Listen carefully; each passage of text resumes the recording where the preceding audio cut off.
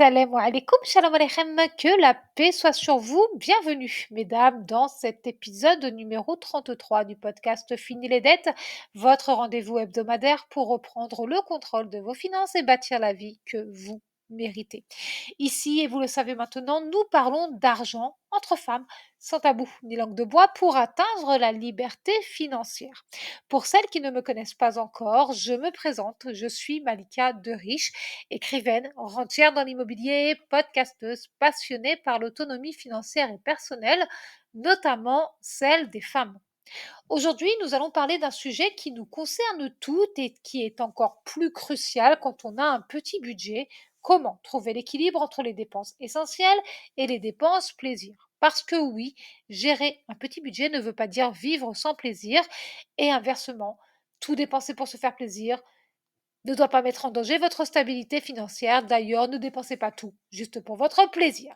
Cet épisode se divise en 5 parties. Partie 1, qu'est-ce qu'une dépense essentielle et une dépense plaisir? Partie 2, pourquoi est-il indispensable de préserver les deux? Partie 3, les erreurs les plus fréquentes quand on essaie de trouver cet équilibre. Partie 4, comment concrètement trouver et maintenir cet équilibre. Partie 5, le bilan de la semaine et le défi. Le bilan de l'épisode et le défi de la semaine. Avant de commencer, mesdames, je vous invite à vous abonner si ce n'est pas encore fait. C'est ce qui vous permettra de ne jamais rater un seul épisode et de revenir consulter les précédents ou d'écouter ceux que vous n'avez pas encore entendu écouter plus facilement. C'est aussi une belle manière de soutenir ce podcast. Prenez de quoi noter, installez-vous confortablement et plongeons ensemble dans cet épisode numéro 33. Partie 1, qu'est-ce qu'une dépense essentielle et une dépense plaisir? J'en ai déjà parlé dans ce podcast et dans mon livre éponyme, mais je crois qu'il est toujours bon de rappeler les bases. Une dépense essentielle, c'est tout ce qui est indispensable pour ta sécurité et ton bien-être vital. Exemple, loyer, nourriture, facture d'électricité, transport pour aller travailler, assurance santé, vêtements de base. Une dépense plaisir, c'est ce qui apporte du bonheur, du réconfort ou de la joie, mais sans être indispensable à la survie quotidienne. Exemple, une sortie au ciné, un dîner au resto, un livre, une bougie parfumée, un week-end de surprise.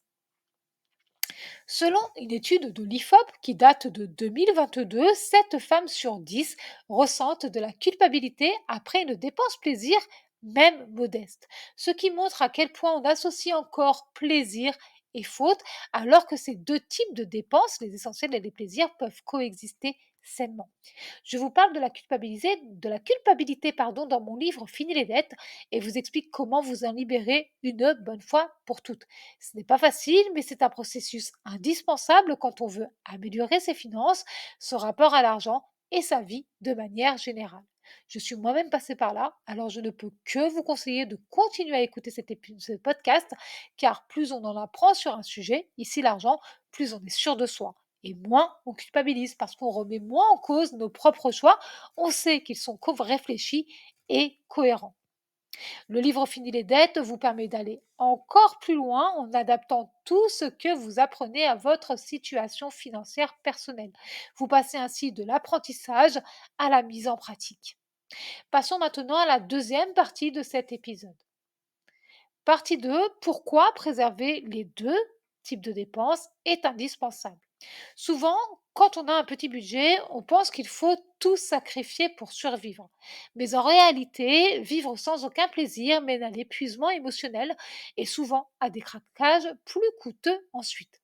À l'inverse, accorder trop de place aux plaisirs immédiats peut mettre en péril les dépenses essentielles et l'épargne. Trouver l'équilibre entre ces deux types de dépenses, c'est honorer ses responsabilités, se donner le droit de savourer la vie. Cet équilibre est personnel. Il dépend de tes priorités, de tes besoins, de tes valeurs. Il n'y a pas de formule unique. Par exemple, si tu es mère célibataire et endettée, ta priorité est de rembourser tes dettes tout en nourrissant ta famille et en payant tes factures. En général, une fois qu'on est libre de dettes, on est plus sereine et on a plus d'argent disponible pour les plaisirs. Trouver l'équilibre devient alors plus facile. Si tu as un petit budget et pas de dette, tu trouveras cet équilibre plus rapidement. Mais attention, il y a des erreurs à ne pas commettre pour y arriver. Et c'est ce que nous allons voir tout de suite. Partie 3, les erreurs fréquentes. Des erreurs, nous en faisons toutes, y compris avec l'argent. J'en ai moi-même faites et il m'a fallu un certain temps pour corriger cela. Voici les 3 erreurs les plus courantes. Erreur numéro 1, supprimer totalement les plaisirs. Je sais que ça semble être une bonne idée, mais c'est une erreur, parce que se priver de tout mène à la frustration et au découragement. Je sais aussi que dans de précédents épisodes de podcast, notamment les trous premiers, mais aussi dans mon livre Fini les dettes, je vous disais que dans certains cas de figure, vous devez arrêter toutes les dépenses non essentielles, tous les plaisirs. Je le pense encore parce qu'il y a des situations vraiment très, très, très, très, très, très dramatiques où tu n'es pas censé dépenser un centime pour autre chose que le remboursement de tes dettes ou trouver un toit. Voilà, je l'ai moi-même fait quand j'étais très endettée, quand j'avais plus de 12 000 € de dettes, que je n'avais plus de logement et que je m'étais retrouvée toute seule avec ma princesse. Je n'ai pas dépensé un centime dans autre chose que, les dettes et la scolarité de mon enfant et son bien-être, physique, et sa sécurité immédiate. Ça a été ma priorité. Mais de manière générale, se priver de tout mène à la frustration et au découragement. Erreur numéro 2, ne pas planifier les plaisirs. Alors là, je vais être très sincère avec toi, comme d'habitude, et attention, ça pique. Tu me connais maintenant, je préfère enlever le pansement d'un coup plutôt que de te faire miroiter l'impossible.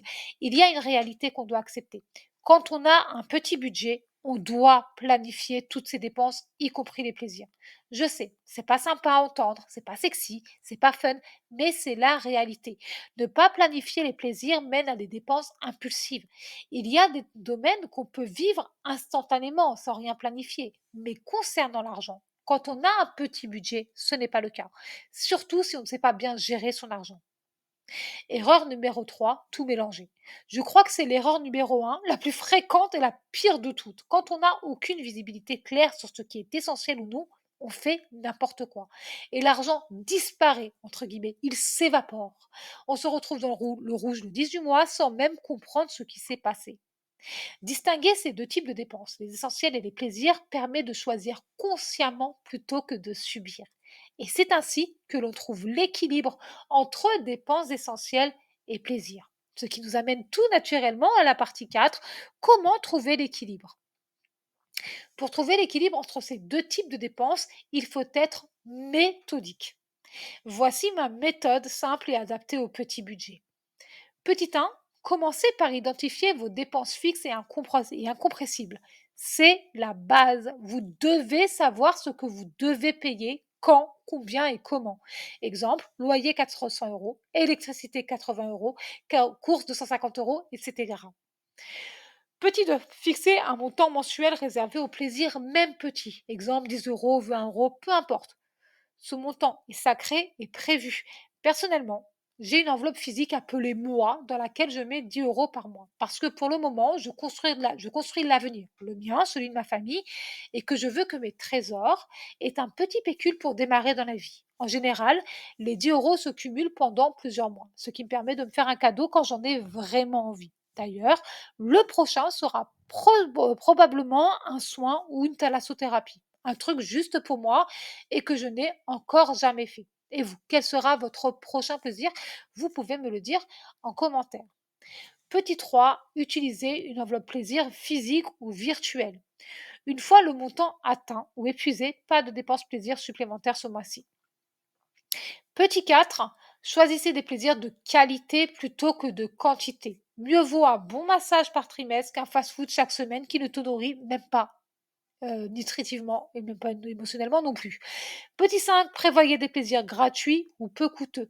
Personnellement, c'est ce que je fais. Et c'est probablement pour ça que mon enveloppe plaisir, celle que j'ai nommée moi, est si petite. Il y a tellement de choses agréables à vivre qui ne coûtent pas d'argent ou presque.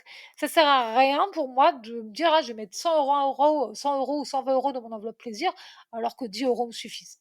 Voici quelques exemples. Lecture, promenade, échange de services entre amis, soirée jeux maison, etc. Pour te donner un ordre d'idée, si tu as 1 000 € de budget et que tu mets 10 € dans ton enveloppe plaisir, cela représente 1% de ton budget mensuel. Ça semble tout petit, n'est-ce pas? Pourtant, c'est 1%, c'est juste pour toi. Et ça fait une énorme différence sur ton quotidien ta vie et même la perception que tu as de toi-même. Parce qu'il s'agit d'une somme que tu utilises rien que pour toi, pour ton propre plaisir. Il est vraiment important de te consacrer une part de ton argent. Tu le mérites et c'est important pour ta santé, ton bien-être général.